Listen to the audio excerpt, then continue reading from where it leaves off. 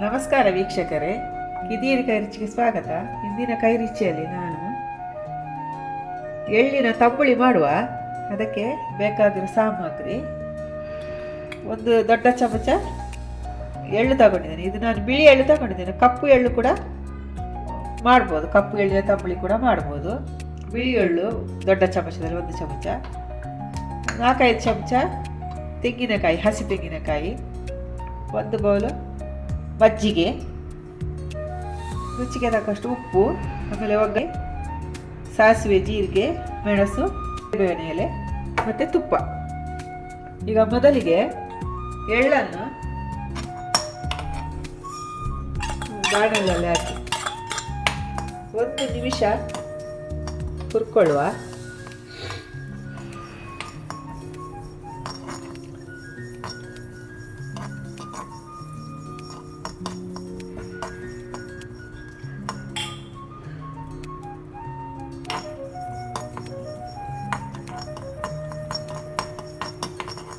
ಈಗ ಹಸಿಯಾಗಿ ಕೂಡ ತಂಬುಳಿ ಮಾಡ್ಬೋದು.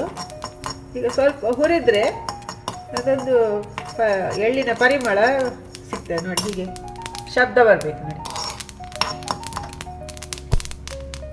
ಈ ಥರ ಹುರಿದ್ರೆ ಸಾಕು. ಈಗ ಬಂದ್ ಮಾಡ್ತೇನೆ ಗ್ಯಾಸ್.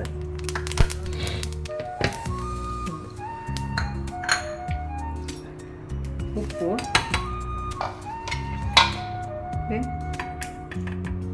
ಮಜ್ಜಿಗೆ,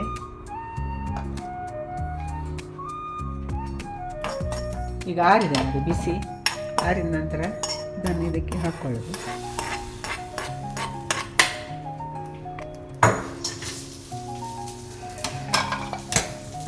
ಇದನ್ನು ಈಗ ರುಬ್ಬಿ ತರ್ತೇನೆ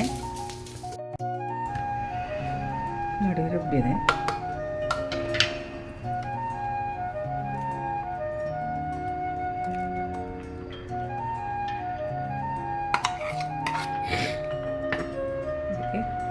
ಸ್ವಲ್ಪ ನೀರು ಹಾಕಿ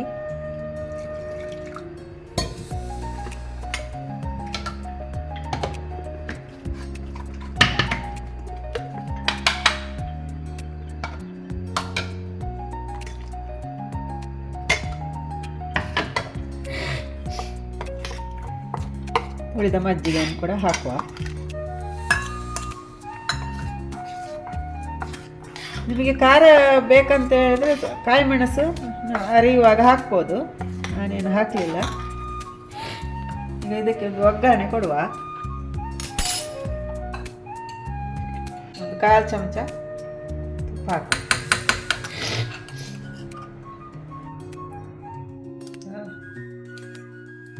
ಸಾಸಿವೆ, ಜೀರಿಗೆ ಹಾಕೊಂಡು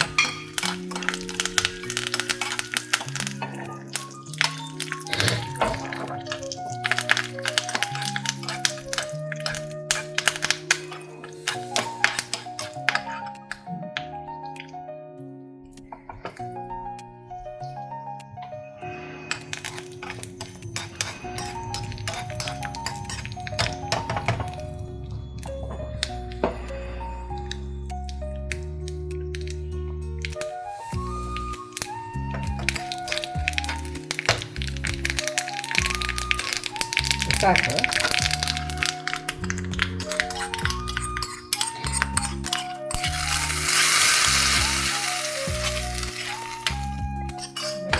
ರುಚಿಯಾದ ಎಳ್ಳು ತಂಬುಳಿ ರೆಡಿಯಾಗಿದೆ.